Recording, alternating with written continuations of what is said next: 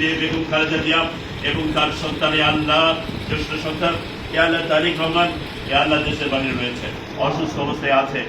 আল্লাহ বিগত সময় আল্লাহ দারুণ শব্দে আল্লাহ তাণ্ডব আল্লাহ শহীদান আল্লাহ প্রবঞ্চনায় আল্লাহ ফেসিবাদের আল্লাহ জুলুম নির্যাতন আল্লাহ দেশবাসী সহ আল্লাহ বিরোধী পক্ষ আল্লাহ মাসরুফকে কিরা নেতৃবৃন্দ আল্লাহ অনেক কষ্ট করেছেন, নির্যাতন করেছেন। আল্লাহ এই নির্যাতনের মধ্যে দিয়ে দেশকে আল্লাহ জাতিকে আল্লাহ এই দলগুলোকে আল্লাহ কায়েম রাখারই আল্লাহ দান করে রেখেছেন। আল্লাহ প্রত্যেকের দীর্ঘায়ু কামনা করি, সুস্বাস্থ্য কামনা করি। আল্লাহ প্রত্যেকে আমরা জাতি করে দেশ ও জাতির আল্লাহ আমরা মঙ্গল কল্যাণ কামনা করতে পারি। আল্লাহ সকলে সময় দিতে পারি, ত্যাগ তিতিক্ষা কোরবানি করতে পারি। আল্লাহ আমরা প্রত্যেকের পরস্পর একে অপরের কল্যাণ কামনা করছি।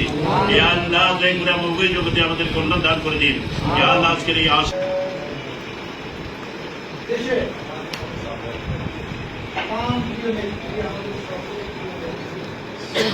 দেশের জন্য, দেশের মানুষের জন্য এটা স্বীকার করে এবং খালেদা জিয়াকে হাসিনা সরকার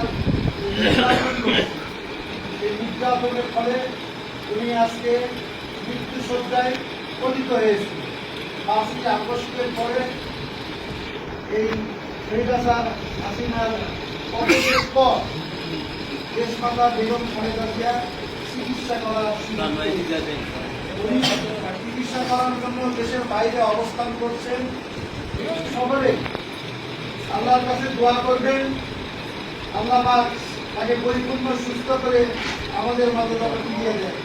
এবং জিয়া পরিবারের উপর যে নির্যাতন চালানো হয়েছিল, আল্লাহ পাক এই জিয়া পরিবারকে যেন আমাদের মাঝে সুস্থ এবং আল্লাহ পাক তাদের প্রতি তাদেরকে যারা দুনিয়া থেকে গত হয়েছে তাদেরকে যেন আল্লাহ পাক নসিব করে এবং খালেদা জিয়া সুস্থ হয়ে ফিরে আসে। দেশ নায়ক তারেক রহমান উনিও যাতে সুস্থ হয়ে আমাদের মাঝে ফিরে এসে দেশের মানুষের জন্য কাজ করতে পারে, সেই জন্য আপনাদের কাছে আমরা এসেছি। আপনারা সকলেই আল্লাহর কাছে প্রাণ করে দোয়া করবেন, আল্লাহ পাক তাদেরকে যেন সুস্থ সবল করে আমাদের মাঝে ফিরে নিয়ে আসে।